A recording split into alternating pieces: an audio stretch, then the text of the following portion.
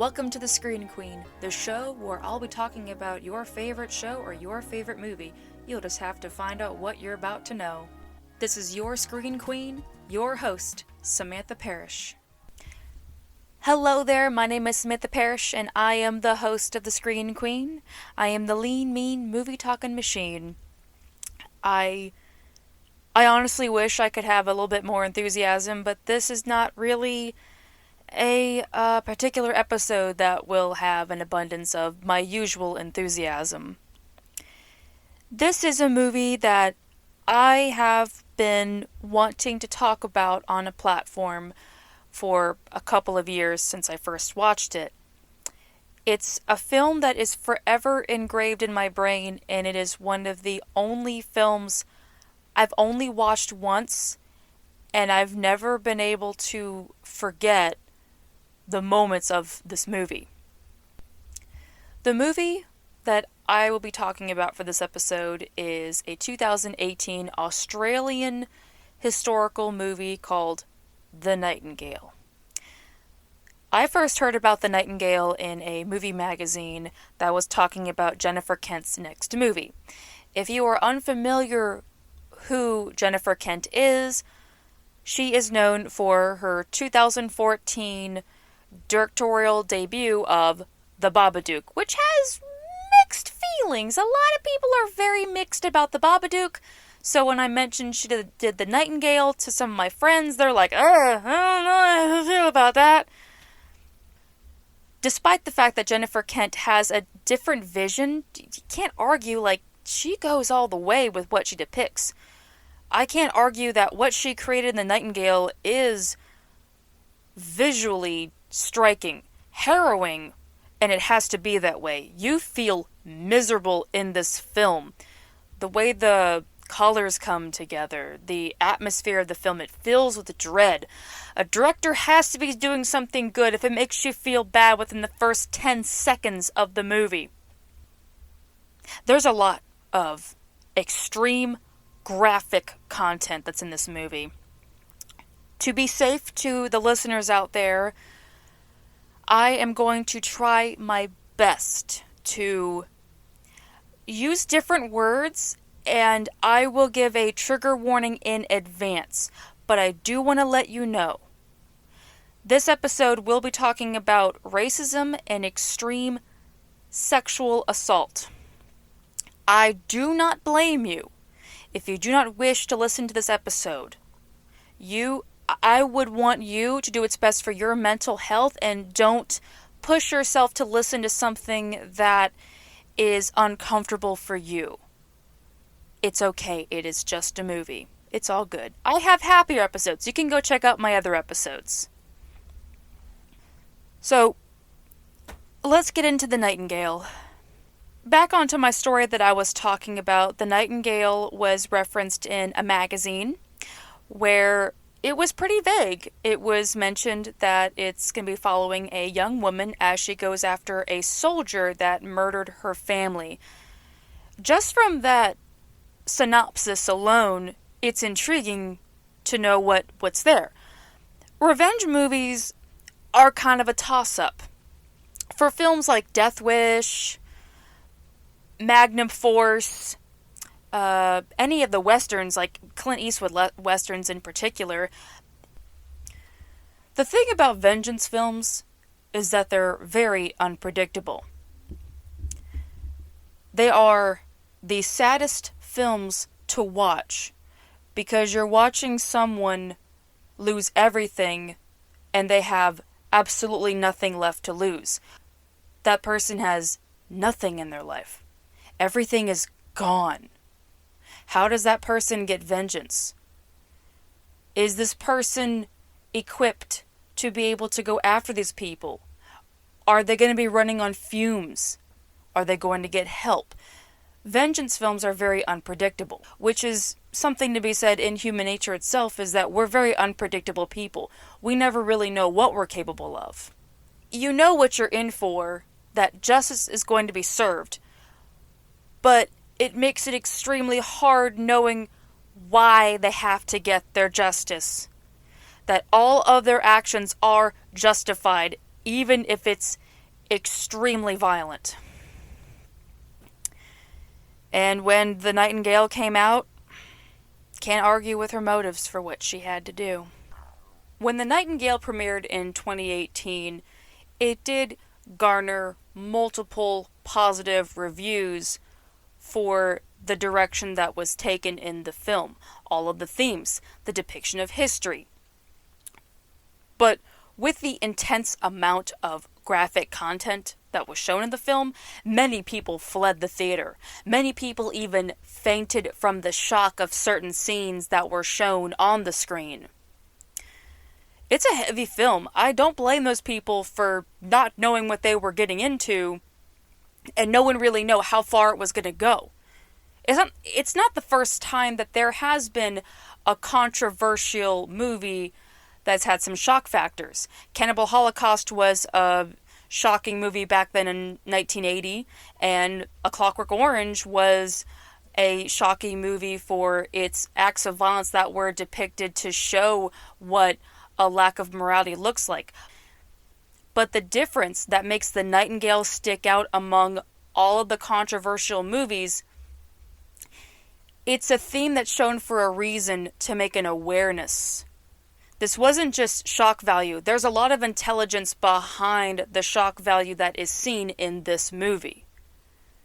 It's harrowing, but you can't deny the fact that the acts that are depicted are awful things that happened in a time period where there was a lack of human compassion. So now, with all of that said, this is The Nightingale. The Nightingale opens up with a young convict girl named Claire. I have to pull it up on IMDb because I'm not watching that movie and it's not happening. Claire is a convict girl that is doing her time served to work for a soldier who bought her freedom for 7 years. And the word bought needs to be underlined with a thick-ass Sharpie because of what this soldier does to Claire. Claire has begged for her freedom and wants to move to another part of Australia with her husband and her young daughter. And this soldier dismisses her plea to leave, and he takes what he wants from her, despite the fact that she says no. It's a heartbreaking scene, and it's only the first 10 minutes. It's a 2-hour movie. When I first watched those 10 minutes, my stomach already felt like it was going to throw up.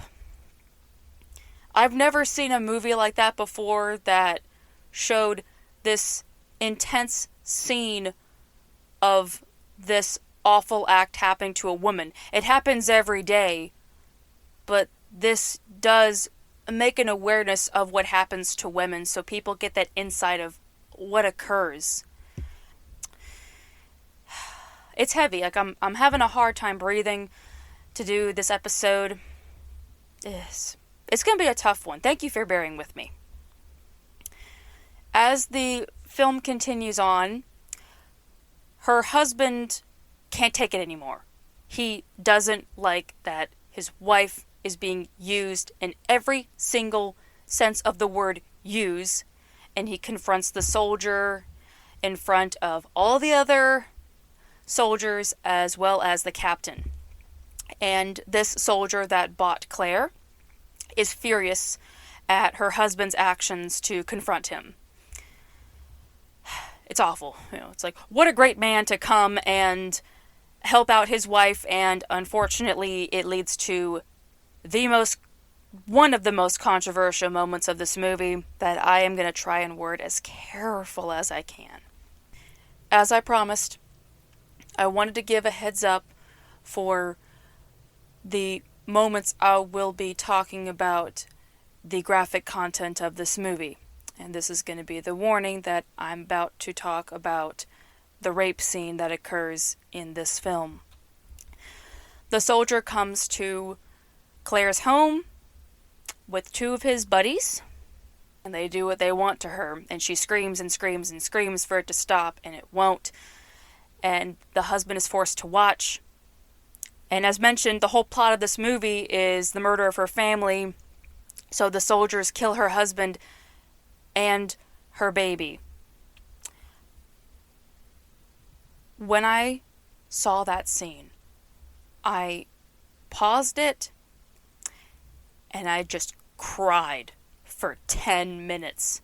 I've never had a scene that just made me sob hysterically at seeing this lack of human compassion.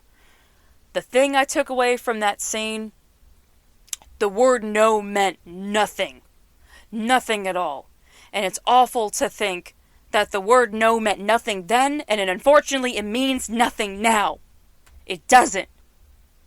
I wish to God that this 2-letter word had more power, but it doesn't. It's awful. No matter what country you're in, no matter what world you live in, the word no meant nothing. It means nothing. And when I watched that part, it does feel weird to have to say I recorded myself in that moment, but this was my reaction. I wanted to share what my reaction was to the Nightingale, and I've had this footage on my computer for a while. Unfortunately, I can't show you this footage because it's a podcast. But this clip that you're about to hear through the speakers is what I said. So here we go. Just a heads up, it's really bad crying, like super bad crying.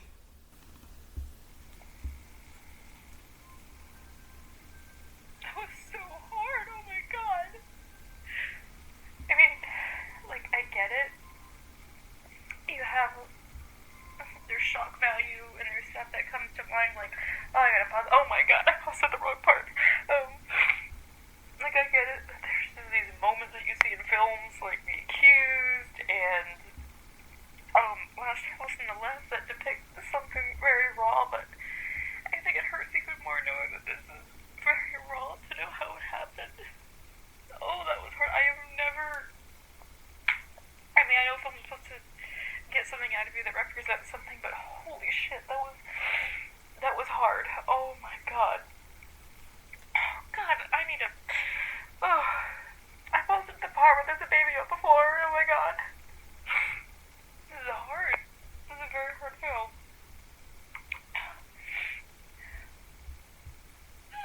Oh shit, damn it.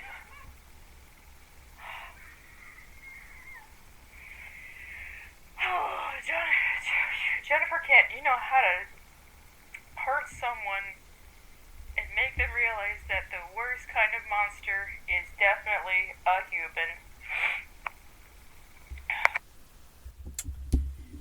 And that was my reaction to the controversial scene.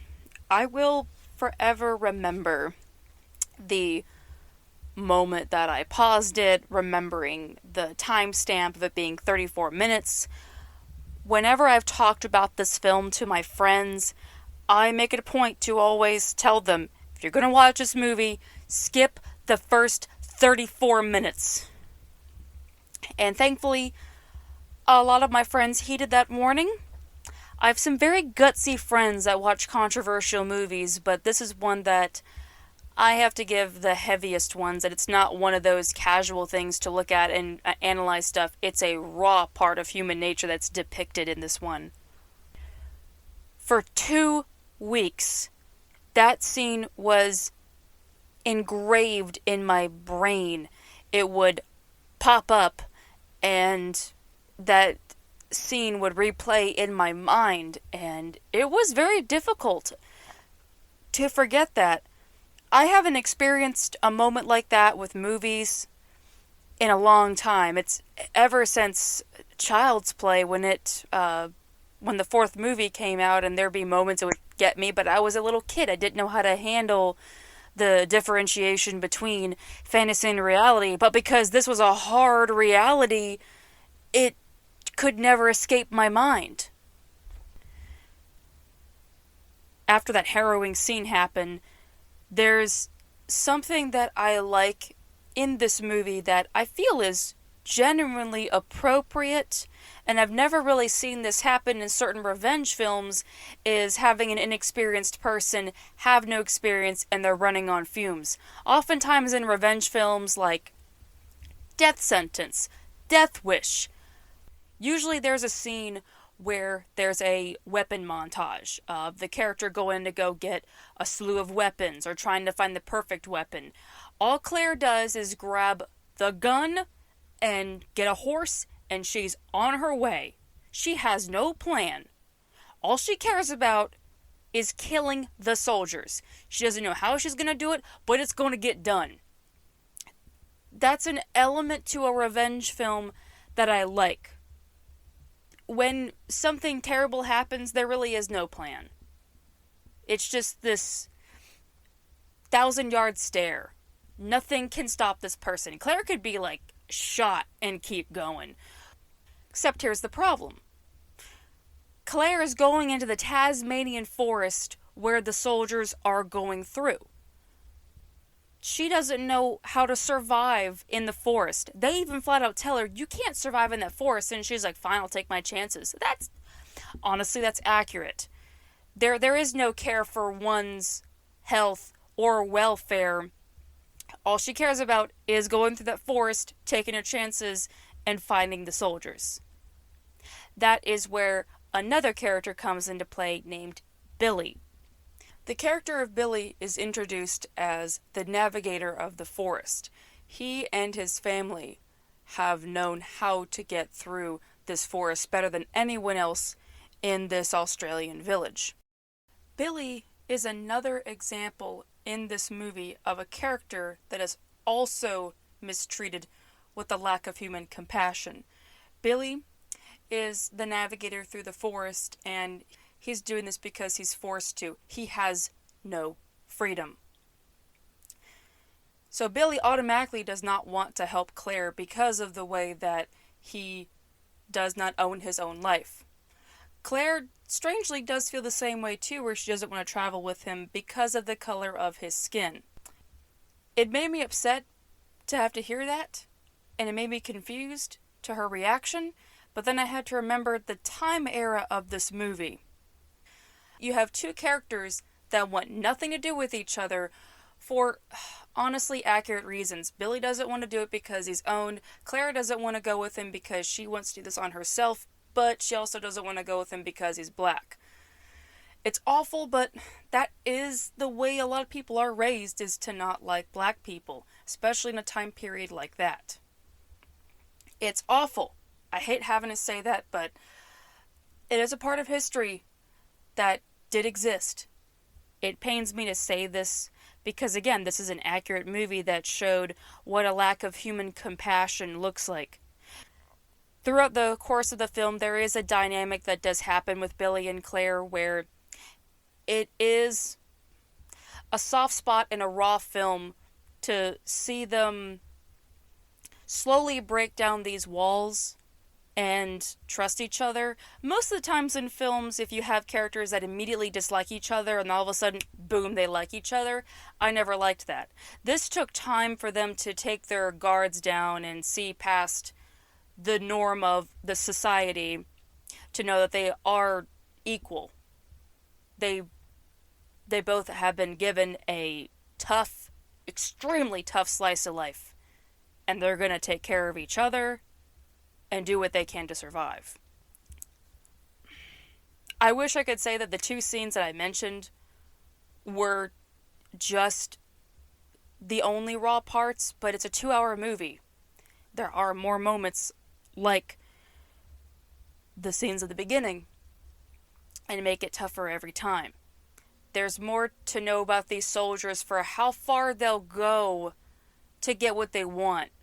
How far is their lack of human compassion that they don't even want to see these people as people, like just using them as if they were items. The 3 soldiers in this film that you follow are unfortunately accurate. There are times that we see villains in movies and like we hate looking at them, but it's hard to see these villains and know that someone like these three soldiers has existed. There's a bit of a side note that I want to talk about with the actors. Everyone gives a top-notch performance. This is one of those times that I forget that I'm watching a movie, and with the raw parts of violence that happen, with me hating these characters, it speaks volumes for how these actors reacted to their own characters. There were clinical psychologists that were brought to the film to help all of the actors cope with these traumatic scenes they had to act upon in this movie. All of the actors struggled immensely with their mental health during this film.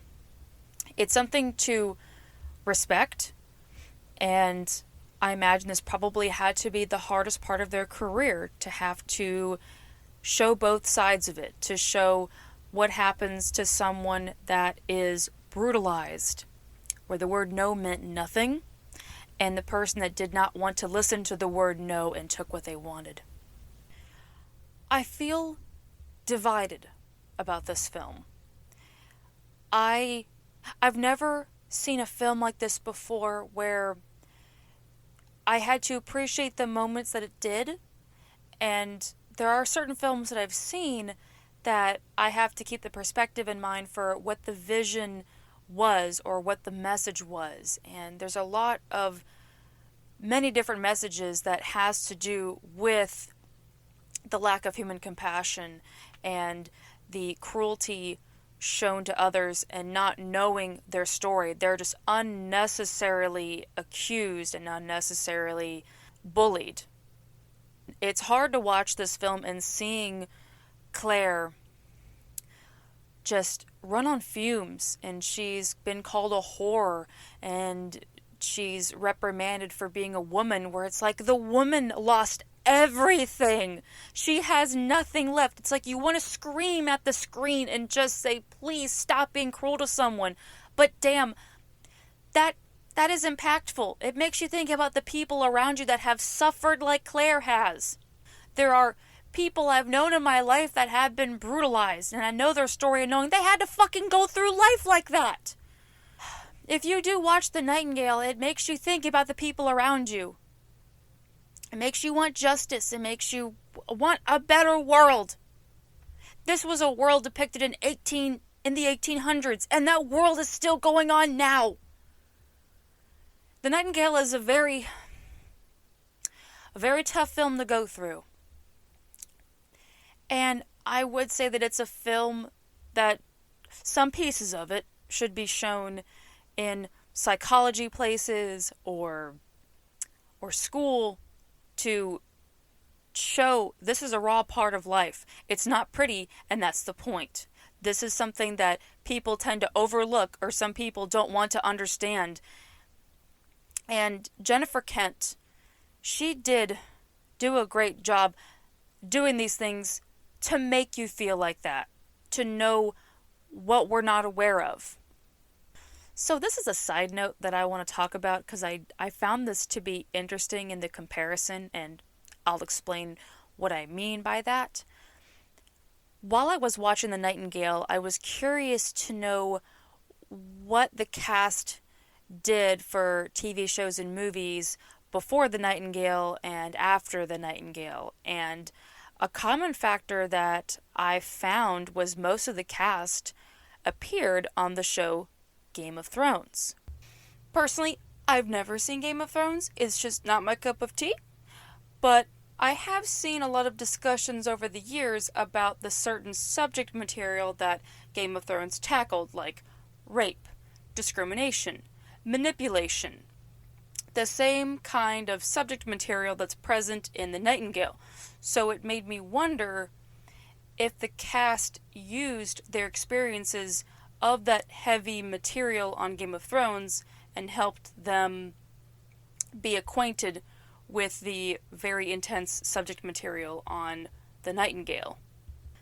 The final point that I want to address about this movie has to do with the final moment of the movie. Honestly, I didn't plan about talking about the final part of this movie. I was originally planning on completely not gracing upon any part of the ending in case there's anyone out there that is going to take a risk and watch this movie. But I'm going to word this as well as I can because I'm exhausted. But I think this scene speaks volumes. The final part of the movie has Billy and Claire standing on the sand. Billy is doing a tribal dance to honor his family. And Claire is singing as she stares into the ocean. It's quite a beautiful scene for all of the brutal and agonizing moments of this film. And after Claire finishes her song, she just stands there staring at the ocean. And as you stare at her face about how destroyed she looks, it honestly speaks volumes for how trauma feels. That scene alone is a representation of what life is like with trauma. The unanswered questions, the ambiguity of the future. I'm sorry, I can't grammar anymore. This has been a very exhausting time talking about the final moment of this movie. There are moments in revenge movies where you do see the character get their revenge and they return to their normal life and try to acclimate back to their normal life despite not having their loved ones anymore. There's a lot of raw emotion that goes into many different revenge movies, but this was the first one that you had to sit with the character. That last scene feels like hours when you see Claire just standing there. Nothing happens, and it's fitting. That is what trauma looks like.